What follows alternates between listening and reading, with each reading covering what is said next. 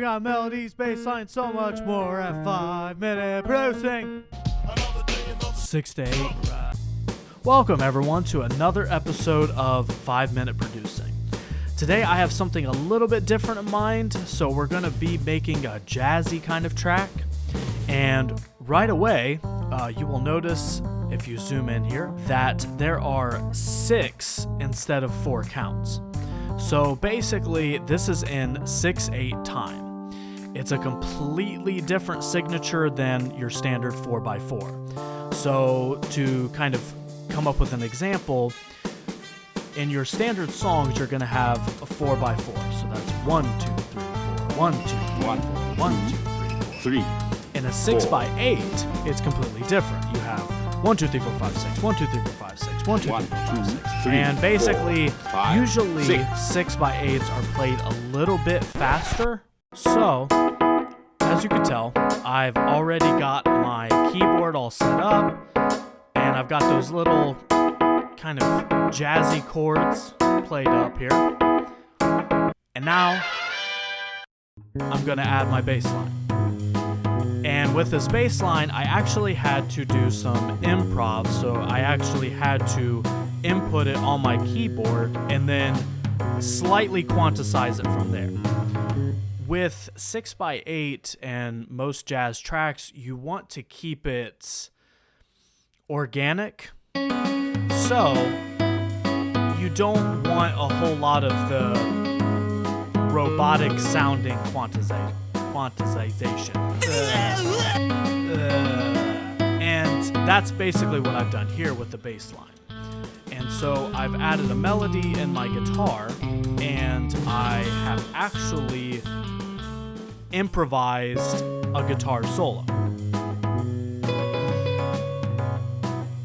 And with these, I don't want to over quantize them. I don't want them to sound super robotic and stiff.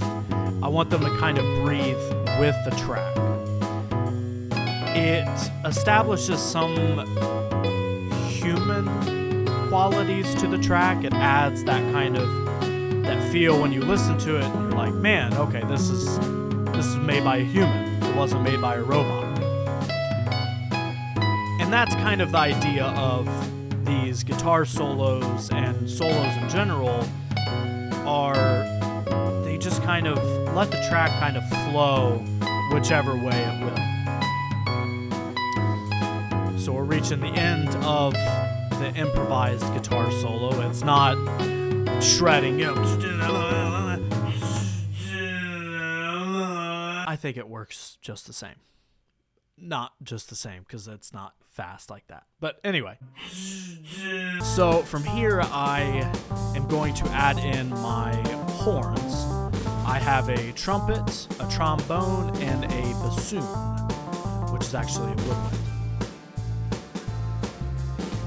I'm going to play them, and they're going to kind of play that accompaniment. They're going to kind of reinforce the rhythm.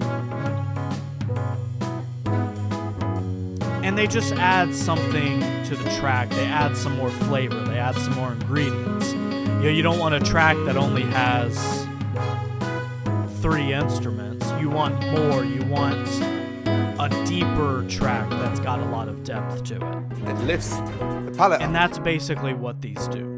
Now, the reason I've used a trumpet and a trombone It's delicious. Those are typically used in a lot of big jazz bands. They're used Delicious. quite frequently in jazz in general. I was going to put a saxophone in, but I didn't really feel like it with this track. And you just kind of use it to reinforce those.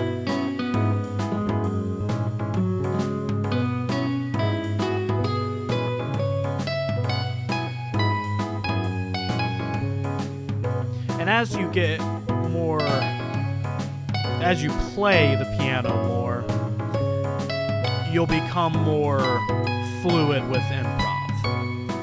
I don't get to practice as much as I want to, or I obvious I don't practice as much as I want to, but... So that's going to do it for this episode of 5 Minute Producing. I hope everybody learned something, and I hope everybody had some fun along the way. I have been your host, the Enochian, and I will see everyone in the next episode of 5 Minute Producing.